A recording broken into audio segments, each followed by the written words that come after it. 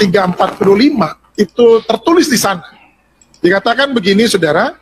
Itzqalatil malaikatu ya Maryamu innallaha yubassuruki bi kalimatin min husmuhul masihu isabnu Maryaman wajihan fid dunya wal akhirah. Jadi ketika itu Al-Quran bilang begini, ketika itu Allah berfirman kepada malaikat Jibril, hai malaikat Jibril, lu datengin deh ke Maryam dan katakanlah kepada Maryam. Haleluya, haleluya, haleluya. Shalom alaikum Muhammad. Salam Aki. Aku kabarkan Injil keselamatan. Bapak Ibu kasih Tuhan, ketemu lagi dengan saya Evangelis Avraham Effendi Usman. Bagaimana kabar Bapak Ibu semua? Tentu luar biasa. Nah, saudaraku para pencinta Injil Habaget, sebelumnya saya ingin mengucapkan terima kasih banyak kepada Bapak Ibu yang selalu mendukung pelayanan Habaget, baik melalui doa, dana, motivasi, maupun support saudara semuanya. Terus dukung dalam doa dan bawa pelayanan Habaget dalam doa syafaat Bapak Ibu agar melalui pelayanan kita banyak orang tercerahkan, banyak orang menemukan jalan Shiratal Mustaqim, jalan menuju ke surga. Lebih-lebih lagi Bapak Ibu, dalam 2 hari ini kita lagi memfollow up orang-orang yang akan percaya kepada Yesus melalui pelayanan kita di Injil Habaget. Channel kita Bapak Ibu, ada orang-orang tertentu yang merespon dengan baik sehingga orang itu minta ketemu sama kita dan minta dilayani. Kenalkan, who is the Jesus, man huwa Yasua, siapa Isa Al-Masih versi Al-Quran dan siapa Yesus Kristus versi Alkitab. Kita akan bertemu dengan orang-orang tertentu yang baru mengenal akan Yesus Kristus. Mereka minta diajarkan, minta diperkenalkan kepadanya siapa itu Isa Al-Masih dan siapa itu Yesus Kristus. Ini tugas Bapak Ibu semua yang ikut ambil bagian dalam doa syafaat agar orang tersebut bisa dijamah oleh Tuhan. Roh Kudus bekerja, orang tersebut mengambil keputusan untuk percaya kepada Yesus dan memberikan diri untuk dibaptis. Nah, saudaraku dikasih Tuhan, para pencinta Injil Habaget, saya ingin mengajak Bapak Ibu semua untuk melihat sebuah cuplikan video di mana ada seorang murtadin yang dulunya tidak kenal Yesus, tetapi pada akhirnya orang tersebut bisa mengenal Yeshua HaMashiach sebagai Tuhan dan Juru Selamat. Ketika orang tersebut mengenal Yesus Kristus, orang itu ambil bagian, orang itu melayani Tuhan dengan sungguh-sungguh, bersaksi dengan cara luar biasa, dan dipakai Tuhan secara luar biasa menjadi berkat bagi banyak jiwa. Nah Bapak Ibu, saya akan mengutip sebuah ayat Al-Quran di dalam surat Al-Imran ayat 45. Idza qalatil malaikatu ya Maryamu innallaha yubashshiruki bi kalimatin min husmuhul masihu Isa bin Maryam wajihan fid dunya wal akhirah wa minal muqarrabin. Artinya, ketika para malaikat berkata, wahai Maryam, sesungguhnya Allah menyampaikan kabar gembira kepadamu tentang sebuah kalimat dalam kurung firman darinya, yaitu seorang putra namanya Al-Masih Isa putra Maryam, seorang terkemuka di dunia dan di akhirat, dan termasuk orang-orang yang didekatkan, ya, didekatkan kepada Allah. Wa minal muqarrabin, dekat banget dengan Allah. Kalau kita melihat kata kalimah muqarrabin, muqarrabin itu adalah dekat banget, ya, dekat sekali, kemelekatan. Ada keeratan, ada kemelekatan, ada keakraban yang luar biasa antara Isa Al-Masih dan Allah Subhanahu wa Ta'ala. Siapa Isa Al-Masih ini? Dia terkemuka di dunia dan di akhirat. Kita tidak berani mengupas lebih lanjut Bapak Ibu, nanti kita dianggap penistaan agama. Bapak Ibu pasti tahu sendiri ya. Maka hal-hal seperti ini Bapak Ibu kita sering sekali mengupas di lapangan. Ketika kita bertemu dengan mereka, kita kupas ayat ini sehingga mereka sadar, oh, kenapa dia terkemuka di dunia dan akhirat, siapa dia ini.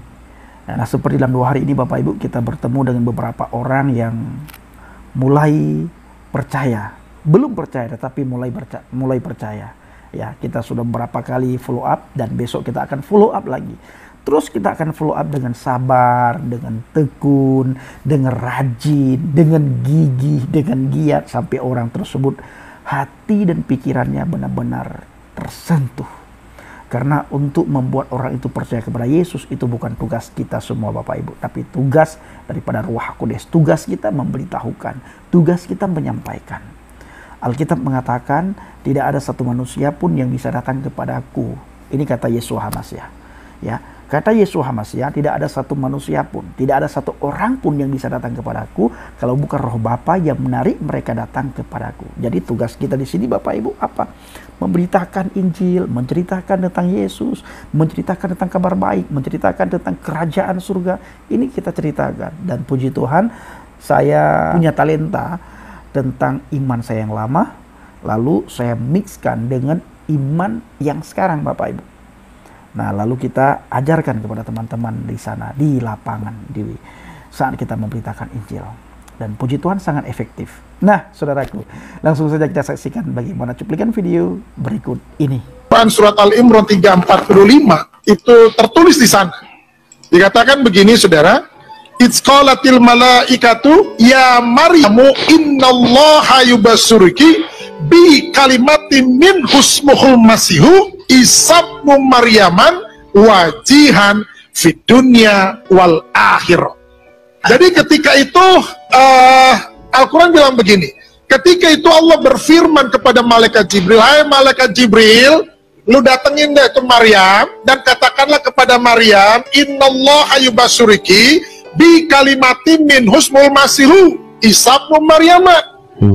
Kasih tahu kepada Maryam, ini adalah kabar baik, ini adalah kabar sukacita, bahwa engkau akan mengandung dan melahirkan seorang anak laki-laki yang bernama Isa. Isa putra Maryam. Dan sudah tertulis namanya Isa, bukan yang lain. Isa putra Maryam. Siapa dia? Dia itu adalah wajihan fid dunya wal akhirah. Dia penguasa dunia akhirat, saudara. Ini pribadi yang luar biasa, saudara.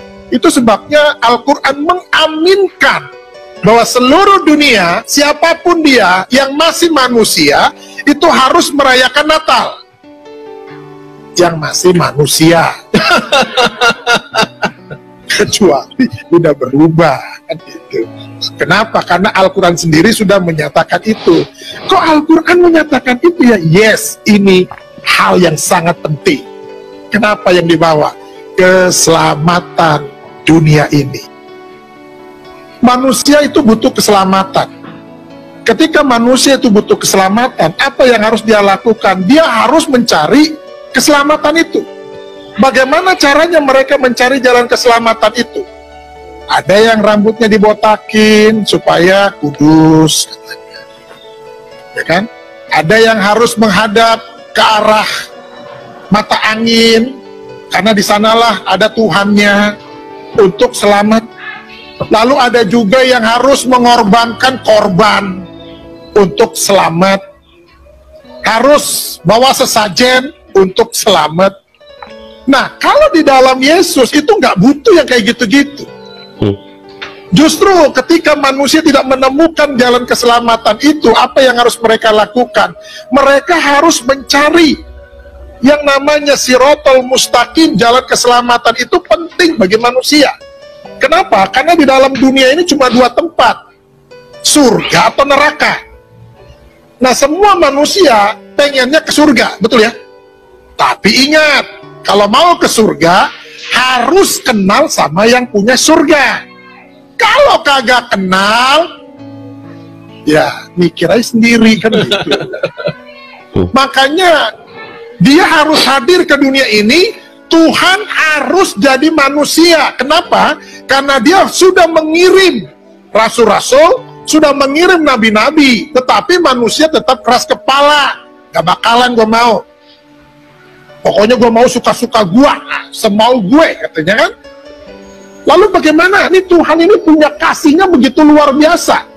Yang tadi sudah disinggung, karena begitu besar kasih Allah. Apa yang Tuhan mau lakukan? Ini manusia ini harus, semuanya ini harus masuk surga. Karena neraka diciptakan untuk setan, untuk genderuwo, untuk iblis, bukan untuk manusia. Manusia ditempatkan semuanya masuk surga. Amin. Tapi yang bagaimana dulu? Nah, itu kemauannya Tuhan, itu hatinya Tuhan. Tuhan mau semua manusia itu masuk surga. Bagaimana caranya untuk Tuhan menyelamatkan manusia? Dia harus jadi manusia. Kenapa harus jadi manusia? Karena yang diselamatkan manusia, bukan monyet. Kalau yang diselamatkan monyet, ya otomatis dia harus jadi monyet dengan bahasa monyet. Tapi yang diselamatkan manusia, itu sebabnya dia harus jadi manusia. Makanya ada yang bilang, Tuhannya orang Kristen mau lucu jadi manusia. Suka-suka dia. Dia mau jadi apa ke suka-suka dia. Ya puji Tuhan, yang diselamatkan target utamanya adalah manusia, maka dia harus jadi manusia dengan bahasa manusia, dengan gaya hidup seperti manusia. Nggak mungkin dia datang sebagai roh. Kenapa? Ngeri. Ada suara nggak ada wujud. Budi,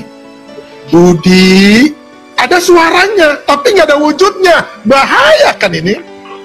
Nggak mungkin juga dia tiba-tiba datang, cring, jadi manusia dewasa. Kenapa? Karena manusia selalu mencari silsilah. Dia anak siapa? Bapaknya siapa? Tapi ada tuh yang model kayak gitu, Bang. Ada ya? Mr. Bean.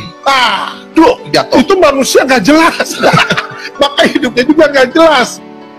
Yesus harus jadi manusia dengan bahasa manusia. Untuk tujuannya cuma satu, manusia harus diselamatkan dan dibawa ke surga. Makanya ini manusia yang sangat suci. Al-Quran bilang begini, saudara. Di dalam Quran surat Maryam 19 ayat 19 dibilang begini, qala innama ana rasulu rabbika li ahabalaki gulaman zakiyya. Artinya begini, ketika malaikat Jibril diutus oleh Allah kepada Maryam, Jibril bilang begini, sesungguhnya aku hanya utusan Allahmu, aku hanya utusan Tuhanmu. Ini kata Jibril. Untuk apa? Untuk menyampaikan anugerah kepadamu. Apa anugerahnya? Seorang anak laki-laki yang suci. Artinya, Yesus ini bukan manusia berdosa dan tidak ada dosa di dalam hidupnya. Yes. Itu sebabnya dia harus menyelamatkan. Kenapa dia harus menyelamatkan? Karena dia nggak berdosa. Yang bisa menyelamatkan manusia adalah orang yang nggak berdosa. Contoh, kalau saudara punya hutang, siapa yang harus bisa membayarnya? Tentunya orang yang nggak punya hutang dan bersih dari hutang. Kalau lu masih punya hutang, lu lalu mau bayarin orang yang punya hutang, gigi lu. Kenapa harus gigi? Lu aja masih punya hutang, lu mau bayarin hutang gue. Yesus itu bisa menyelamatkan. Kenapa? Itu sebabnya dia disebut sebagai juru selamat. Kenapa disebut sebagai juru selamat? Karena dia tahu keselamatan. Orang itu nggak bisa disebut sebagai juru bicara kalau ngomongnya kagak jelas. Assalamualaikum, mama imu. Lo bagaimana dia disebut sebagai juru bicara? Mama imu yang mama ayah malam ini ayah mau menyampaikan pesan dari bapak presiden. Lah, nggak bisa disebut sebagai juru bicara model begini, saudara. Amin. Yesus disebut sebagai juru selamat. Kenapa? Karena dia tahu jalan keselamatan. Haleluya. Nggak ada lain lagi. Di bawah kolong langit ini tidak ada nama lain yang dapat menyelamatkan seisi dunia. Itu sebabnya dia harus turun ke dunia ini untuk menyelamatkan manusia. Nah, saudaraku dikasih Tuhan, para pencinta Ajil Habagat, bagaimana tanggapan Bapak Ibu semua setelah melihat cuplikan video yang baru saja kita saksikan sama-sama? Silahkan tulis di kolom komentar dan pergunakan jari-jari kita untuk memberikan komentar yang bijak.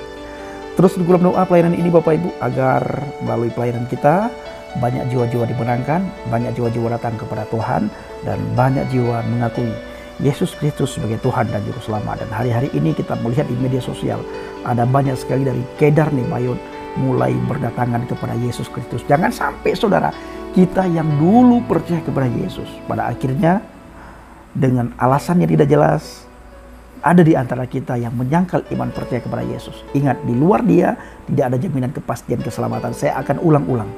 Saya tidak bosan mengulang hal yang harus saya ulang, supaya Tidak ada di antara kita yang menyangkal iman percayanya kepada Yesus Kristus di bawah kolong langit ini.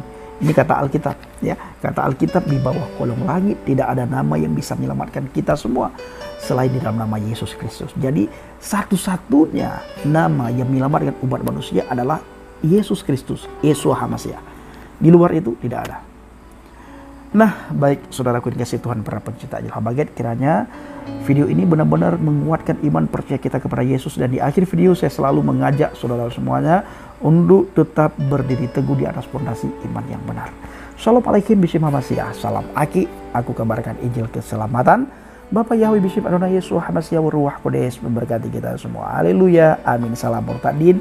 Saya mengucapkan terima kasih kepada Bapak Ibu yang selalu mendukung pelayanan Habagat, baik melalui doa, dana, motivasi maupun support saudara semuanya.